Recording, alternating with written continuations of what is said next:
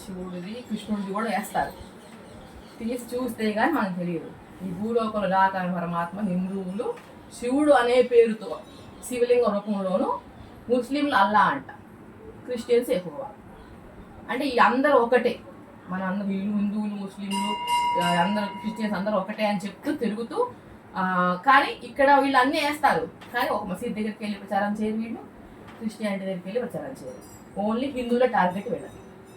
వీళ్ళందరినీ వీళ్ళు ఏం చేస్తారంటే మన హిందుత్వం నుంచి బయటకు తీసుకెళ్ళిపోయి తెల్ల బట్టలు వేసేసి పెళ్లికి దూరం చేస్తారు. ఆడపిల్లల్ని దూరం చేసి వీళ్ళ చాలా ఉన్నాయి. మరి మీకు యూట్యూబ్లో కొట్టండి, బ్రహ్మకుమారీస్ అని చెప్పి కొట్టండి, వస్తాయి చాలా వీడియోస్ ఉన్నాయి. అందులోంచి బయటకు వచ్చిన ఆడపిల్లలు చాలా వీడియోలు చేశారు.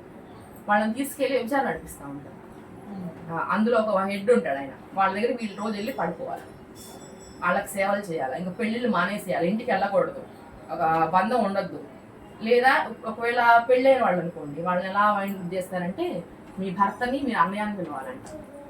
భర్త అనే బంధాన్ని వదిలేసేయాలి, మీరు అన్నయ్యతో సమానంగా చూడాలి వాళ్ళని. అంటే వీళ్ళు ఏంటంటే హిందుత్వాన్ని నాశనం చేయడానికి వీళ్ళు ఒక రకం, వాళ్ళ ఒక రకం ఉన్నారు, మనకు తెలుసు. అయ్యి ఇది తెలియకుండా మనలోనే ఉంటూ మనల్ని ఈ నాశనం చేయడానికి పుట్టిన బ్రహ్మకుమారిస్. నక్సలైట్ల కన్నా దారుణమైన వాళ్ళు వీళ్ళు.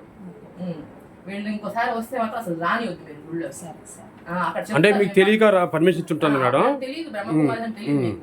వాళ్ళు బొట్టు పెట్టుకున్నారు, మీకు చూపిస్తారు బాంబెట్ మీద. ఇక్కడ ఏంటంటే మేడం, వీళ్ళు తెలివిగా బొట్టు పెట్టుకుని వచ్చారు. వాళ్ళు బొట్టు కూడా పెట్టుకోరు, అసలు బొట్టు పెట్టుకుని నేను చూశాను. పక్కనే మా శివాలయం పక్కనే వాళ్ళ ఇల్లు ఉంది. సో ఆమె తీసుకొచ్చింది ఇప్పుడు వీళ్ళందరినీ. నేను డౌట్ వచ్చి అడిగాను ఫస్ట్. మూల మీద మనం వారిగడ్డ పెట్టామా బళ్ళు రానికుండా ఆ మూల మీద ఇల్లు, ఆ ఇంట్లో పోషిస్తుంది వీళ్ళందరినీ. ఇంకొకసారి అంటే తెలియదు కదా మీకు, అందుకే చెప్దామని తీసుకొచ్చాను ఇది. అసలు మొత్తం మీరు